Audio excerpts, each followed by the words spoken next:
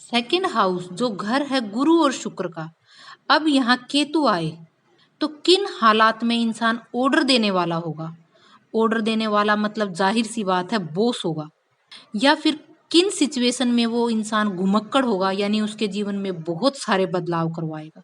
केतु के second house में आने से आपके धन की स्थिति कैसी होगी, इंसान का कैरियर कैसा होगा, आज इसी विषय पर बात करेंगे। उससे पहले मैं आप सबको प्रणाम करती हूँ, आप सबका शकुन एस्ट्रोलॉजी में स्वागत करती हूँ। अगर आप लाल किताब में रुचि रखते हो तो आप मेरी वीडियो के द्वारा काफ़ी कुछ सीख सकते हो। मैं अपनी वीडियो में ग्रहों की डीपली ग्रामर के साथ जोड़कर आप तक वीडियो पहुंचाती हूँ। आप चलते फिरते उठते बैठते अपनी सुविधा अनुसार मेरी वीडियो सुनकर लाल किताब पर धीरे धीरे अपनी पकड़ मजबूत कर सकते हो। दोस्तों, आज केतु सेकंड के बारे में बात करेंगे।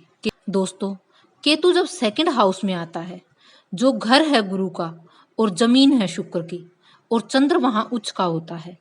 अब गुरु के घर में चेला अपना मान मानता है, यानी केतु यहाँ बहुत खुश है, अच्छी स्थिति में है।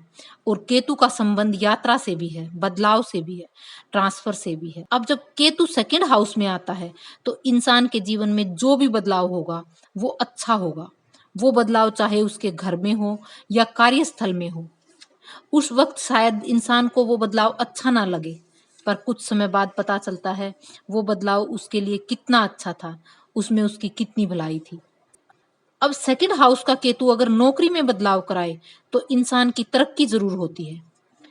सेकंड हाउस में केतु इंसान की यात्रा भी करवाता है और यात्रा के बाद इंसान को लाभ भी करवाता है। इसीलिए हम यहाँ बोलते हैं कि जब भी यात्रा का मौका मिले यात्रा को रोके ना।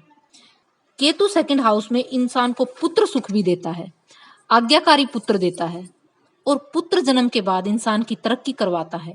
यहाँ केतु के लिए बोला गया है कि आप धन खर्च करते रहो, आपको मिलता रहेगा।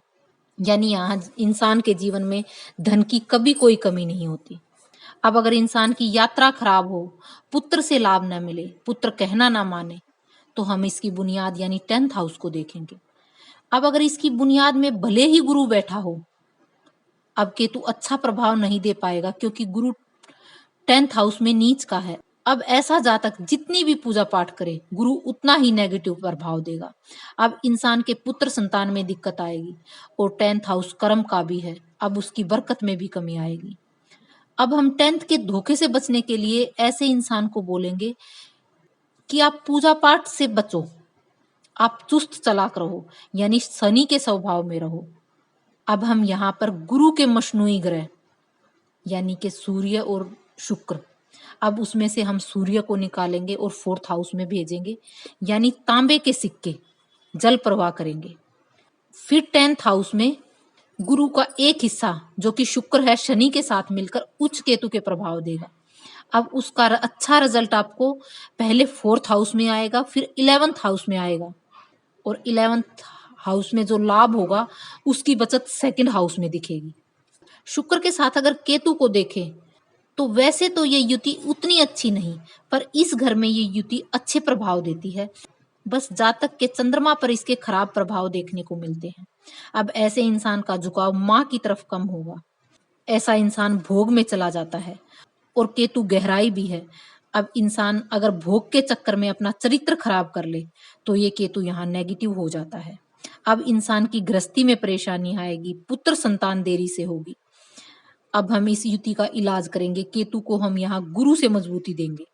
अब हम इंसान को बोलेंगे कि आप अपनी माथे जबान नाभि पर केसर लगाओ। जब गुरु मजबूत होगा तो ये केतु भी यहाँ पर अच्छे प्रभाव देगा क्योंकि ये गुरु के घर में आया है। और आपको पता है कि हमें जिस घर में ग्रह बैठा है उस घर के मालिक को अच्छी पोजीशन में करना होता है, उस घर के मालिक को ठीक करना होता है। केतु को सहायता मिलती है 6th हाउस से और उसकी बुनियाद है 10th हाउस और 12th हाउस को हम सेकंड के साथ मिलाकर देखते हैं। अब जब सेकंड हाउस में केतु के समय अगर उसके second house, 6th house, 10th house और 12th हाउस में केतु के शत्रु चंद्र और मंगल ना हो तो इंसान धन की तरफ से बहुत अमीर होता है। ऐसे इंसान को यहाँ हुक्मरान यानी ऑर्डर देने वाला कहा गया है। ऐसा इंसान बॉस बन जाता है। एक राजा जैसा मान सम्मान ये केतु इंसान को दिलवा देता है। केतु सेकंड के समय अगर 12th में सूर्य हो तो इंसान अपनी उम्र के 24वें साल में अपने करियर की शुरुआत कर चुका होता है। केतु सेकंड के समय अगर कुंडली में बृहस्पति और शुक्र की स्थिति अच्छी हो तो ये केतु शुभ ही फल देता है। पर अगर 8th हाउस में शत्रु बैठ जाए तो इंसान की उम्र के 48वें साल तक जीवन में पैसे का उतार चढ़ाव चलता रहता है। हालांकि उसे इस समय पर भी पैसे की कोई कमी नहीं होती, पर जमा पूंजी जो है 48 के बाद ही देखने को मिलती है। अगर हम यहाँ काम कारोबार की बात करें तो सेकंड केतु वाला अगर टूर ट्रैवलिंग से जुड़ा कोई काम करे, टूर ट्रैवलिंग में अपना कैरियर बनाए तो उसके लिए बहुत अच्छा रहता है क्योंकि केतु यहाँ यात्राओं से लाभ करवाता है। सेकंड में केतु अच्छा है पर बीच बीच में खराब प्रभाव भी दे रहा है, तो हम 11th हाउस जो सेकंड केतु के लिए धोखे का घर है उस पर ध्यान देंगे और उसका वहां इलाज करेंगे। अब वहां 11th हाउस का इलाज करने से, 11th हाउस का उपाय करने से सेकंड हाउस में केतु के अच्छे प्रभाव हमें प्राप्त होंगे। और भी कुछ छोटे छोटे उपाय हैं जिन्हें करके आप सेकंड के केतु के अच्छे प्रभाव अपने जीवन में पा सकते हैं। जैसे आप धर्म स्थान पर 200 ग्राम इमली देकर केतु को अच्छा कर सकते हैं। आप चाय पत्ती धर्म स्थान पर दे सकते हैं। आप काली किनारी वाली धोती मंदिर में बैठे पंडित को भी दे सकते हैं। आप मंदिर के बाहर बैठे भिखारी को भी दे सकते हैं, क्योंकि दोनों का ही संबंध केतु से है। मंदिर के अंदर जो पुजारी बैठा है वो भी केतु है और मंदिर के बाहर जो भिखारी बैठा है वो भी केतु है, क्योंकि गुरु तो वो मूर्तियां हैं जिनकी वो पुजारी पूजा कर रहा है। मंदिर में बैठा पुजारी गुरु की श्रेणी में नहीं आता।